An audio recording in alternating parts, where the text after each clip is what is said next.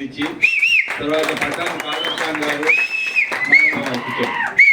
ముఖ్యమంత్రి గారు లోకేష్ గారికి మనం ఎల్లప్పుడూ కృతజ్ఞతగా ఉండాలా. వాళ్ళ కుటుంబం 40 సంవత్సరాల నుంచి కూడా తెలుగుదేశం పార్టీ పాల్గొన్న కుటుంబము. ఫస్ట్ నుంచి కూడా రామారావు గారు 84లో ఆయన పెద్ద ఎంపీగా ఎలక్ట్ అయ్యి మళ్ళీ 4 టర్ములు 5 టర్ములు ఎమ్మెల్యేగా ఉన్నారు. సో ఈరోజు మళ్ళా పాత కాలము నాకు వాళ్ళ ఫ్యామిలీకి గుర్తింపు రావటం చాలా సంతోషంగా ఉంది. ఏదైతే వాళ్ళ కుటుంబం పైన నమ్మకంతో ఈరోజు పార్టీ ప్రెసిడెంట్ పఠాన్ కాదర్ ఖాన్ 72 రోజులు జైల్లో ఉన్నాడు. అప్పుడు అంగళ్ళ కేసులో మదనపల్లి సబ్ జైల్లో 72 రోజులు ఉన్నాడు. ఆయనకు జనరల్ సెక్రటరీగా ఇవ్వటం జరిగింది. నేను కానీ షాజహాన్ బాషా కానీ అందరం కూడా ఆ రోజు రాయచోట్ల మీటింగ్ పెట్టినప్పుడు బల్జా కమ్యూనిటీకి ఇస్తే బాగుంటుందని మేము చెప్పడం జరిగింది. ముఖ్యమంత్రి గారు కూడా అదే అభిప్రాయం మేము చెప్పడం జరిగింది. ఆ తర్వాత పార్టీ అన్ని ఆలోచించి లోకేష్ గారు అంతా కూడా మనము బల్జా కమ్యూనిటీ నుంచి రాజంపేట పార్లమెంట్లో ఇయ్యాలనే ఉద్దేశంతో సెలెక్ట్ చేయడం జరిగింది. అందరూ కలిసికట్టుగా పార్టీ ముఖ్యం మనకేం గ్రూపులు లేదు, ఏం లేదు. చంద్రబాబు గారు లోకేష్ గారి నాయకత్వంలో మనమంతా ముందుకు పోవాలా. ఈరోజు రాజంపేట కానీ, కోడూరు కానీ, రాయచోటి కానీ, ఈ పక్క 4 కాన్స్టిట్యున్సీలు మదనపల్లి కానీ, తమ్మలపల్లి కానీ, పుంగనూరు కానీ, పీలేరు కానీ అన్నీ మనం గెలిపించేదానికి మనం ప్రయత్నం చేయాలి.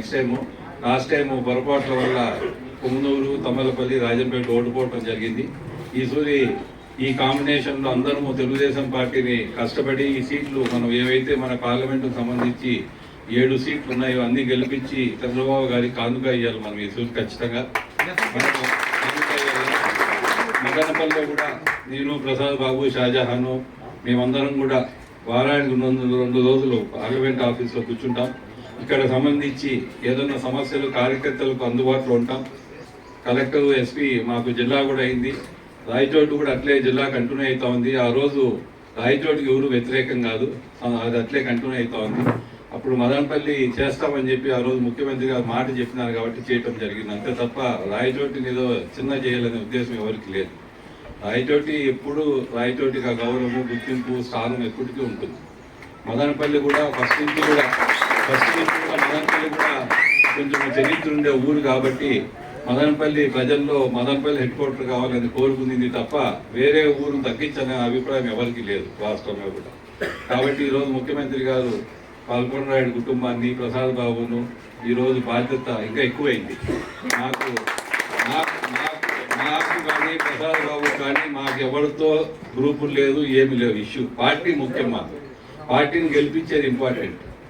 మేము గౌరవంగా రాజకీయం చేసే కుటుంబాలు మేము కానీ, ప్రసాద్ బాబు కుటుంబం కానీ పార్టీ కోసం కష్టపడతాం. చంద్రబాబు గారు, లోకేష్ గారు ఏది ఆదేశిస్తే అది మనం ముందుకు తీసుకెళ్లాల్సిన అవసరం మనకి ఈ పార్లమెంట్లో ఉంది.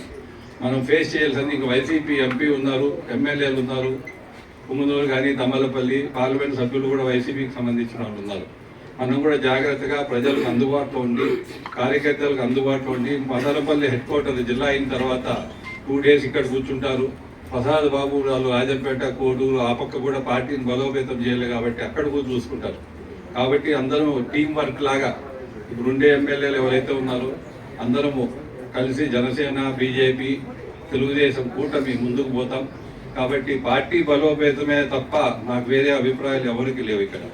కాబట్టి అలాగే మళ్ళా ఒకసారి చంద్రబాబు గారికి, లోకేష్ గారికి, పార్టీ అధిష్టాన వర్గానికి, ప్రసాద్ బాబు గారిని పార్టీ అధ్యక్షుడిగా ఇచ్చిన దానికి కృతజ్ఞతలు తెలుపుతూ